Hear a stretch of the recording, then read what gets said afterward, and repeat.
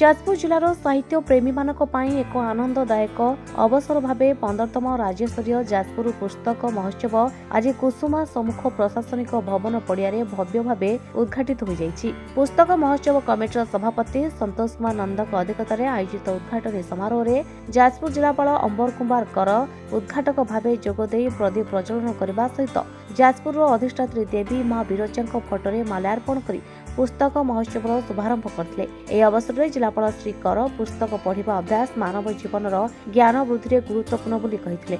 ପୁସ୍ତକ ମହୋତ୍ସବ ମାଧ୍ୟମରେ ନୂଆ ପିଢ଼ିକୁ ସାହିତ୍ୟ ଏବଂ ସଂସ୍କୃତି ପ୍ରତି ଆକର୍ଷିତ କରାଯିବ ବୋଲି ସେ ଆଶା ବ୍ୟକ୍ତ କରିଥିଲେ। ରାଜ୍ୟର ବିଭିନ୍ନ ସ୍ଥାନରୁ ଆସିଥିବା ପୁସ୍ତକ ବିକ୍ରେତା, ପ୍ରକାଶକ ଏବଂ ସାହିତ୍ୟିକମାନେ ମହୋତ୍ସବରେ ଯୋଗଦେଇ ପୁସ୍ତକ ଷ୍ଟଲଗୁଡ଼ିକୁ ସଜାଇଥିବା ବେଳେ ପାଠକମାନଙ୍କ ଭିଡ଼ ମହୋତ୍ସବ ପରିସରକୁ ଉତ୍ସବମୟ କରିଥିଲା।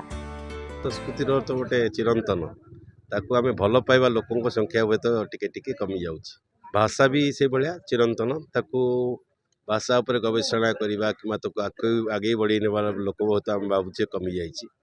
ବଟ୍ ଏଇଭଳିଆ ପୁସ୍ତକ ମେଳା ଯେଉଁଠିକି ଆସିଥିଲେ ପିଲାଙ୍କ ଭିତରେ ଗୋଟେ ଆମେ ଯଦି ଯୁବପିଢ଼ିଙ୍କ ଭିତରେ ମୋତେ ଲାଗୁଛି ପୁଣି ଥରେ ସେଇଟାକୁ ଉଜ୍ଜୀବିତ କରିବା, ସେଇଟା ପୁଣି ଫେରି ଆସିବ। କିଛି ସବୁବେଳେ ଭାବିବାର ଅଛି କି ନଥିଙ୍ଗ ଇଜ୍ ଲଷ୍ଟ, କେବେ ସରିଯାଏନି, ସବୁ କିଛି ସବୁବେଳେ ଗୋଟେ ପତନର ପୁଣି ଗୋଟେ ଉପରକୁ ଆସେ। डिजिटाल जुगे हुए तार येटा लोक मान मध्य आदृतता टी कमी बहीर, बट बही पुणी थे फेर बही लोक मान बही पांगे सागे जी थे मिसी सी कदापि छाड़ी पार।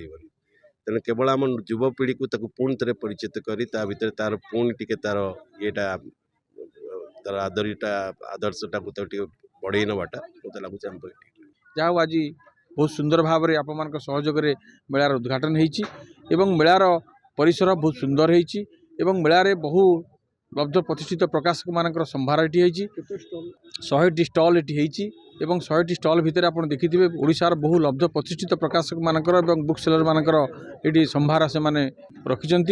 बहु मूल्यवान बही अच्छी बही मेला सांग को मीना बजार दोली विभिन्न कार्यक्रम ये आज आप देखा पाइबे। यह 23 तारिख रु आज 30 तारिख पर्यंत चलो दिन 2टारू अपराह 10 घटिका पर्यंत चलो। प्रत्येक दिन विभिन्न सांस्कृतिक कार्यक्रम पर आरंभ करी क्विज प्रतियोगिता पर आरंभ करी एवं विभिन्न सारस्वत कार्यक्रम अनुष्ठित होब। ଯାଜପୁରରୁ ମାନସ त्रिपाठी रिपोर्ट संचार लाइव।